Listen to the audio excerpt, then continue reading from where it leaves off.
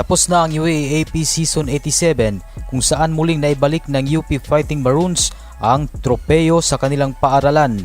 Tinabakan nila ang Lasal Green Archers sa Game 3 despite na 0-2 sila noong round 1 at 2 noong season. Sa kanilang pamamayagpag, itinuturing malaking tulong talaga na umangat bigla at mas mabigyan ng mga targets ang kanilang 16 big man na si QMB. 14 points, 9 rebounds with 1 steal per game ang mga numero pagdating ng finals. Hindi rin nawala ang kanilang veteran point guard na si GD Kagulangan na merong 13 points, 4 rebounds at 4 assists per game. Samantala laking tulong din itong si Francis Lopez sa laro na depensa na merong 13 points, 8 points at 6 rebounds, 3 assists, 1 steal at 3 blocks per game. At naging matakaw naman sa pagbato ng bola ang Chukem noong Game 2, nabura naman dahil sa kanyang defensive hustle at crucial 3-pointers sa Game 3. Matapos nga ang UAAP Finals, napatunayan ng sports website na totoong maglalaro si Kevin Kiambao sa KBL pagkatapos ng season na 87. Nabatid na noong una ay itinatanggi pa niya ito. Paraan niya siguro na ayaw niyang makadistract sa kanya maging sa kanyang buong team. Ang balak nitong pagtalon sa pro at hindi na laruin ng 2 taon pa niyang playing years sa Lasal.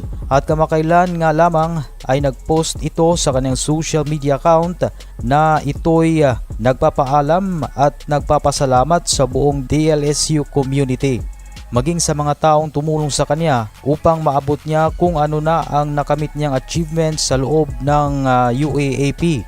Ayon din kay Kevin na itutuloy niya ang kanyang NBA dream sa pag-uumpisa ng laro para sa Goyang Sono Sky Gunners sa KBL para mas ma-develop pa umano ang kanyang laro.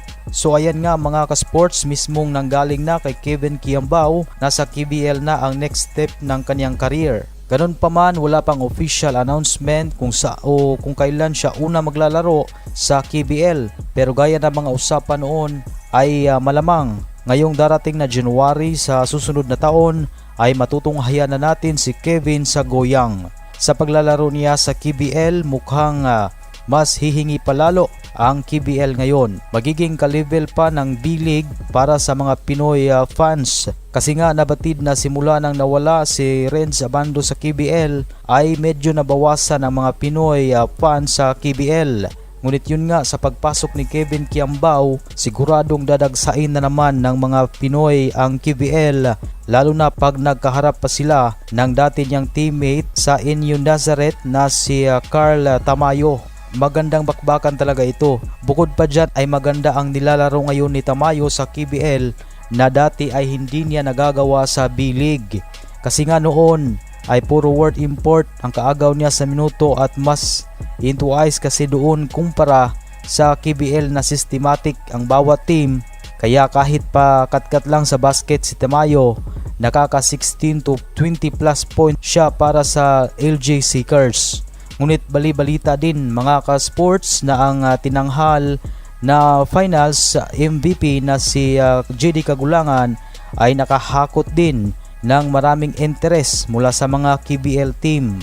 Wala pang malinaw na anunsyo kung sino-sino at kung plano ba ni JD Kagulangan na kagatin sa oras na makatanggap siya ng mga offers. Ngunit kapag matuloy si JD sa KBL ay paniguradong maganda rin ang karir niya dito.